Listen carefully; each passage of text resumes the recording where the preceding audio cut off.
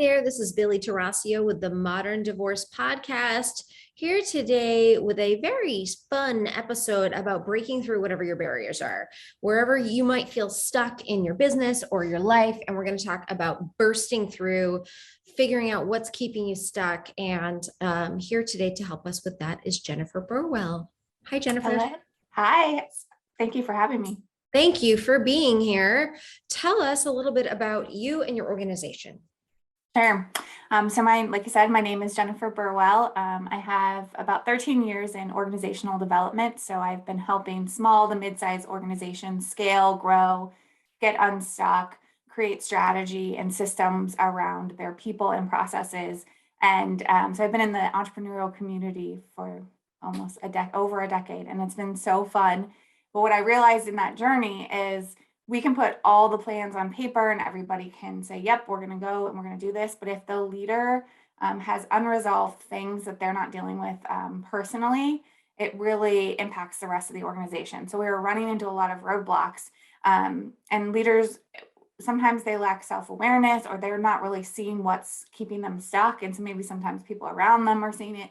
And I found that in my own journey, I was really wanting to go to the quote unquote next level. And I just kept getting stuck and I couldn't figure out how I could show up more authentically like the person that I wanted to. And I hired a executive coach like many high-level leaders do. And she changed my life. And I know that sounds so cliche and people roll their eyes, but she really, really did. And she helped me see that I had a lot of things that I needed to unpack and to heal from. And so one of the things that I did with her is trauma integration. And she really helped me realize that I had a lot of things in my past that I kind of just pushed away, put on that bookshelf, like, I'm not going to deal with that. I'm just going to keep moving forward. And as I processed it, new things happened. I mean, people will tell me like, hey, you look like a completely different person. It gave me the courage to start my own company and really follow my own passions and focus on women entrepreneurship, small business owners.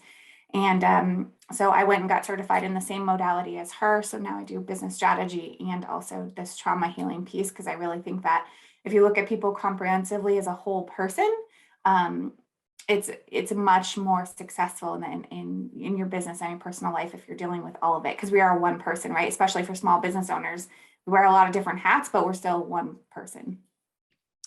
Okay. That was fantastic. There was a lot there. Yes.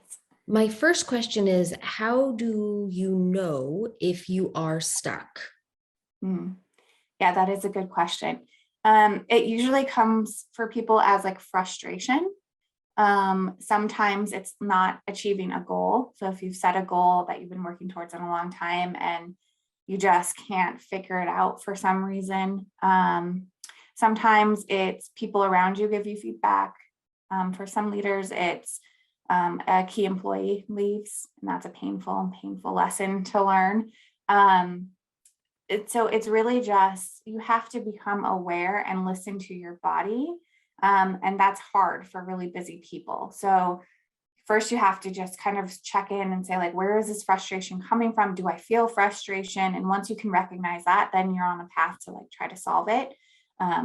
So awareness is key, but a lot of times it starts externally, like some feedback that you're going to get from people around you, family members, to begin to identify like, maybe I'm not showing up how I want to be, because we think we're one way in our minds. And then when we get feedback from others, like, it's not what's happening.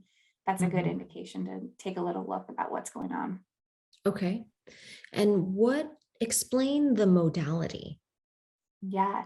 So for trauma integration, it's a mindfulness practice. So I'm really a guide for you to make sure that you stay safe.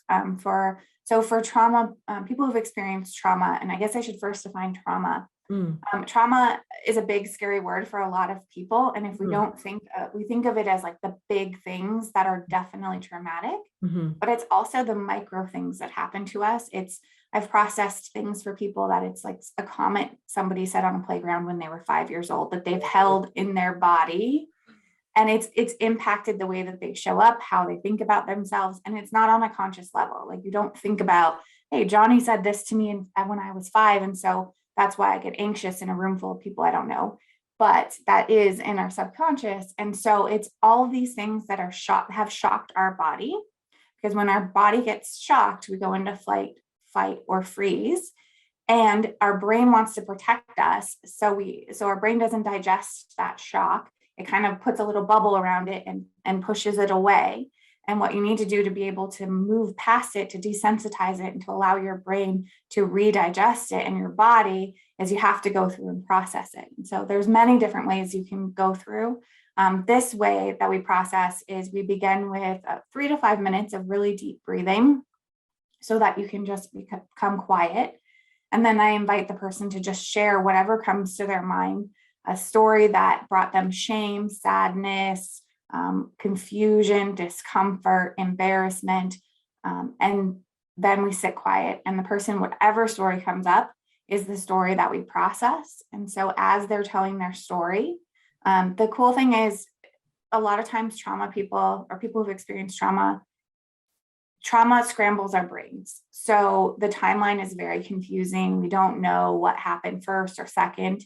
And this process, that's not important. So it's not even important if it really did happen, because what we're saying is what our bodies experienced.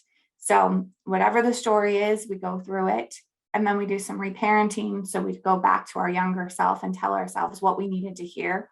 So a lot of clients like myself experienced trauma as a child.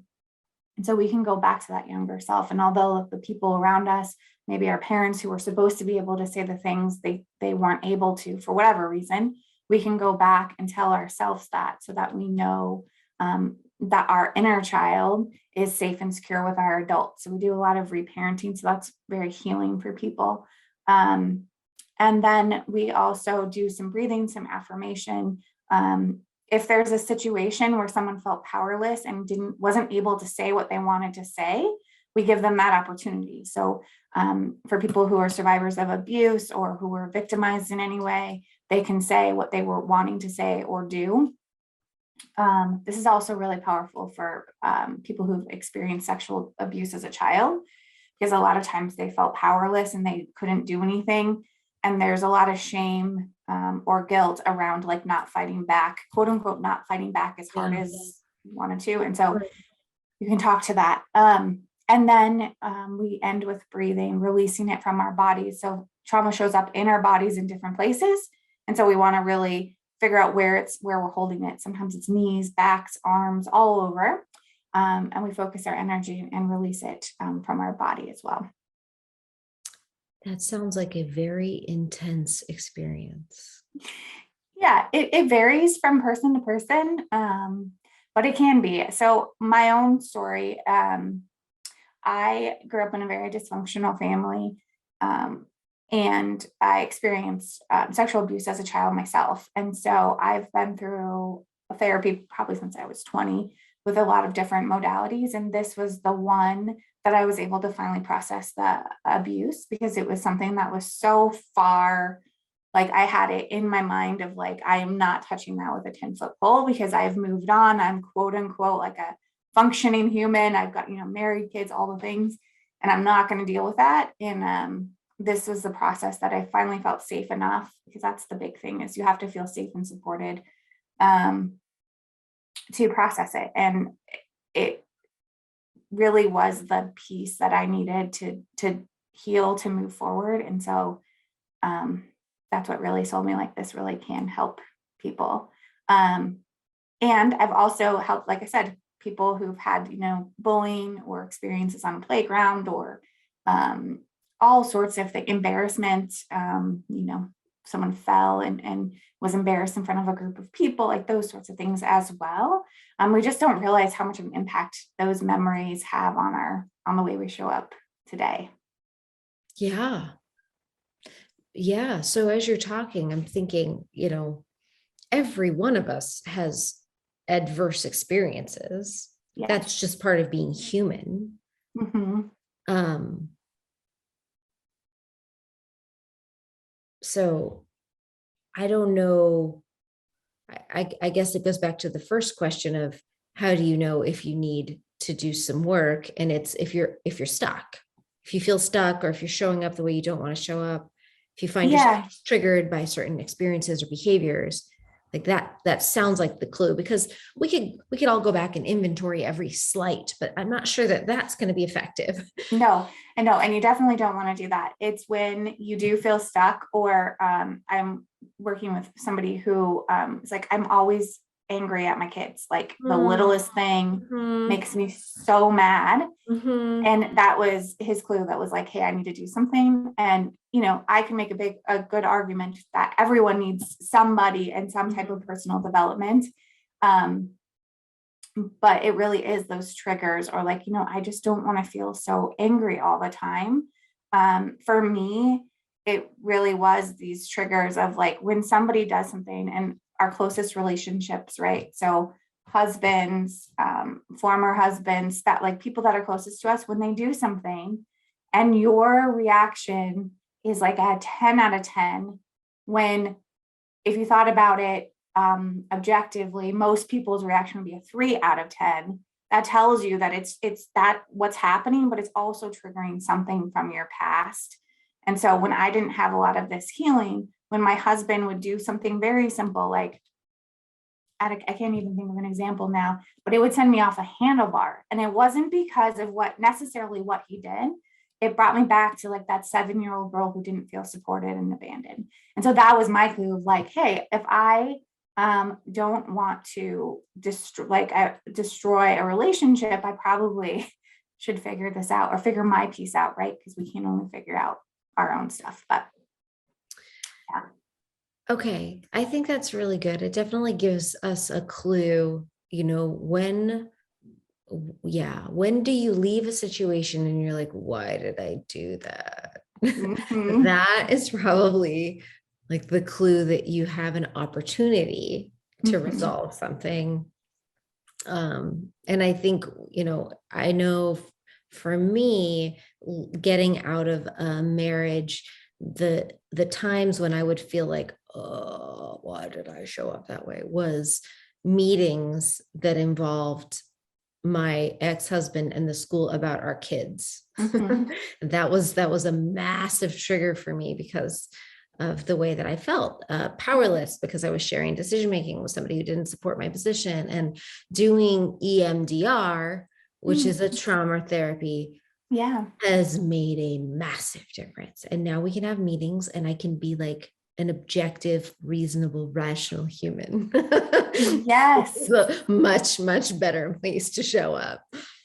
Absolutely. So yeah, I've done EMDR too as well. And it's that shift. That's what you're looking for. So however you get that shift of the same thing, so same situation, but it's just you show up differently, and it affects your body and your mind and spirit in a different way, because you've done your own work. And that's not to say that like you probably still feel frustration, right? Like at those meetings, but it's rational and reasonable, and I'm under control, and I get to decide how to show up.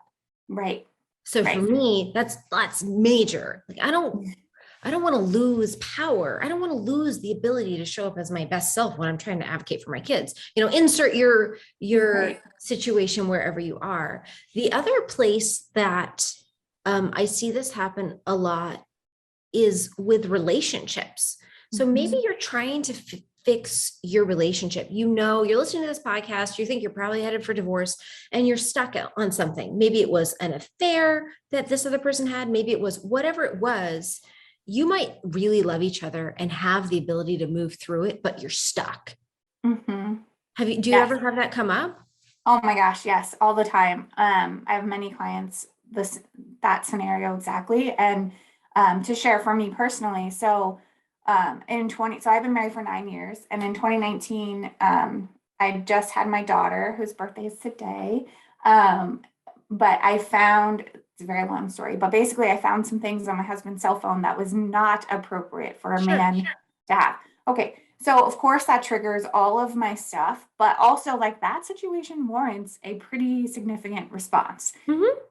So it was rough, right? And I definitely was like, so my grandmother has been married and divorced 4 times. My mom has been married and divorced 4 times. So like, this is like the family lineage of like, I have a long history of different relationships and all that. So in my mind, I was like, well, like, this is a deal breaker, we're done. And what I decided was, I'm going to get the help that I need, because I need to heal. Like, him and I went to marriage therapy, counseling, therapy, all that stuff. But I was like, I need to own my part in this. Not excusing any of the behavior at all, but I'm going to do my work, and I'm going to see what happens. And if he can commit to his work, and if I do my work, and then I'm going to decide where we go. And what happened when I did my work is I was able to, it took like a year and a half of every week therapy, counseling. But I was able to forgive him. But now I'm in a place where I can more objectively see that I will forgive you. Like, my boundary is, I will forgive you once, right? If it happens again, I know that I have the internal resources that I could make a decision to make a change. Whereas before, I was this scared, afraid of abandonment, like, oh, I'll just accept bad behavior because I don't want to be alone.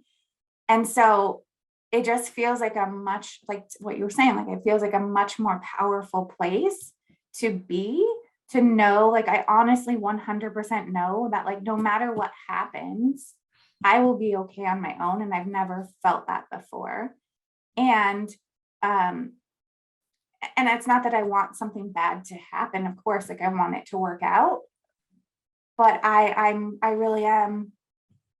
If they, like, I have it in my head, like, okay, well, if he just, I can't control his choices, right? He's made commitments and promises. In a million years, I would have never, ever thought that he did what he did. And, like, I'm going to give him the benefit of the doubt, because we've rebuilt trust. And I know that I have the resources that, should something happen, I'm okay. So that's pretty incredible. You're fully present and fully committed, and also fine. If what is today, if this wonderful relationship that you're fully in right now, doesn't last forever, it's okay. Absolutely. And that has been a huge shift because of, well, first, I would be okay. I know that I'd be okay in the end. Would it be hard and awful and terrible? Yes, I know that. And I know there would be terrible days, but coming from the past that I've had and watching my mom have multiple relationships, I was so angry as a child, and I was so angry as a teenager, and I had so much judgment, and I had so much. My mother and I had a very difficult relationship, and I blamed her for a lot of it. And, I didn't have the perspective that I have now. But now, looking back and being a parent and an adult and realizing, wow, like, marriage is really hard, I have a lot more respect for my mom and for the journey that she's been on. But I went into my late 20s when I met my husband of, like, I'm never going to be like my mom. I'm never getting divorced. I'm going to stay married no matter what. And the evolution and the healing that I've done has realized, like, that is probably not a good strategy, because staying married just to say you're staying married could be so much more harmful. And if Brett and I grow apart and we're on separate journeys, I'm in a place where I could honor that and acknowledge that that's probably for our highest and best for both of us. And there isn't that guilt or shame or disappointment, or like I would feel like a failure, because that's just not how life works. Like, my great grandmother stayed married, and her husband had an affair with somebody down the street. And the family story is she just got 2 twin beds, and they slept in twin beds the rest of their life. Like, no one wants that, right? Like, so I could go on and on, but that's been my evolution and journey. What we are talking about today is going to resonate with so many people, because there are people in their marriages who are stuck in contempt. Yeah. Stuck in contempt. You really, really don't like your husband. You Right. really, really, really don't like the things that he has done to you. Whether it's taking you for granted, or, cheating on you, or financially cheating, or whatever. There have been massive, like, breaks in trust. And I used to think that it was that the thing that caused divorce was allowing deal breaker behavior to happen over time, because those things happen. You're not ready to get divorced. You just deal with it. And you're just waiting for it to happen again. Mm-hmm. And you're just looking for it to happen again. And something might happen. And you're like, it's here again. And you're there, you're in that space. And that is not a space where any marriage or relationship can thrive. Right. But it's very difficult to figure out how to heal that, because there's two things that have to happen. You have to figure out within yourself how to actually process it and let it go, which I never did in my marriage. It is really hard. Yeah. And so that is the two pieces. And so it's like reconciliation with your partner and reconciliation with yourself. Right. Right. Because if I could never get to forgiveness, that was one of the things our counselor, our therapist said, like, if you can never get to forgiveness, like, then there's no point in this continuing. And you don't have to get to forgiveness today, but you have to see that it's possible and that you're working towards that. And so that was really, really, really hard for me because, there was all the things, like, my husband's very aware of my past and all the affairs and things in my family history and how devastating it was, all those things. And the promise that he made was that would never be me. And so having to realize, like, okay, well, here we are. And can I get to forgiveness? And the only way I got to forgiveness was I made some specific requests. One of them was like going to counseling therapy. He had to change some things and do his own work. But for me, it was like, I have to heal myself. And that was my own separate journey that I had to do on my own. A couple of times it was like solo weekend vacations that I did to just like journal and be by myself. Some time to just break from the kids and chaos and like really a lot of self-care. And I was really lucky to be able to do that and have that opportunity. But then the big piece was just really healing this. And so I processed this event a couple times in my trauma integration. And I feel sadness around the event, but I don't feel the rage and the like contempt where I was like, there was a period of time where I was like, if you look at me, I'm going to probably not forget. On your phone. Why did you pick up your phone? No, exactly. just like, oh, yeah. Exactly. Yeah. Okay. So I know that our listeners are connecting with what you're saying, because this is just so true for all of us. How does that impact your ability to grow your business? Yeah. I mean, like I said in the beginning, so small business owners, we are one person, right? So when we have these sorts of things that are going on in our lives, or when we're feeling triggered, we cannot be in a space of expansion, right? We're in a space of fear and control most of the time. So we're trying to control everything. We're micromanaging. We're not sure why we're not growing, because we're still probably working 12, 14, 16-hour days, but we're just not growing. It's because there's so much of it for a small business owner about mindset and about what space and what energy we are when we show up. And so, I mean, when you're having personal things, they definitely bleed into your professional life, and professional life definitely bleeds into your personal life. We're all just one thing. So a lot of times I'll see just frustrated, overwhelmed, overworked, and unsupported business owners that show up and they just throw their hands up in the air and say, and when they come to me, sometimes they're usually like, I will try anything. Like, it sounds a little woo-woo to me, but sign me up because I'm ready. 3 to 5 minutes of deep breathing sounds like an eternity. Yeah, it goes by. Well, no, the first time or 2 times you're like, oh my gosh, how long is this? What's going to happen? But then you really get used to it. And it's how often, if ever, do we have that time to really just the level of breathing that we're doing? It gets you into almost a state of hypnosis. It's not hypnosis. You're not hypnotized or anything, but it is that deep to where you can really listen to your inner self, which without me guiding you, it doesn't happen normally in our day-to-day life. Absolutely. Making time for that. It just doesn't happen. Absolutely. Okay. So Jennifer, how do people work with you? Yeah. So you can go to my website at motherandfounderco.com. You can fill out a form. I'm most active on the Instagram, my Instagram page, I guess, at Mother and Founder Co, where I share a lot of tips. So I talk about business strategy and then also the trauma healing there, where I try to give as many tips and resources. I actually have a small business seminar coming up. It's a virtual 5-part workshop, which you are speaking at, Billie. I'm so excited for you. And it's just really about foundation and basics. So if you're thinking about getting into business, if you're thinking about entrepreneurship, or you are a small business owner and you just want to revisit tax planning, how to buy a house, like things to think about in family law, prenups, postnups. And then we also have a financial planner. So it's going to be a great series. But I try to provide a lot of free resources. I also have a trauma support circle. That's the first Tuesday of the month at 6:00 in Mesa. So everybody is welcome. Fantastic. Thank you so much. I really appreciate your time today. I will let you go get to your daughter's birthday. Did you say she's 3 now? Yeah, she just turned 3. Oh, have a great day. Have a wonderful birthday celebration. And thank you so much for your time. If you all have enjoyed this episode, make sure to like, comment, and subscribe so you don't miss any more of the Modern Divorce podcast. Also, feel free to send in your questions for Jennifer or for me, or any topics that you would like to see on the show. Thank you so much, Jennifer. You're welcome. Thanks for having me. Bye. Bye.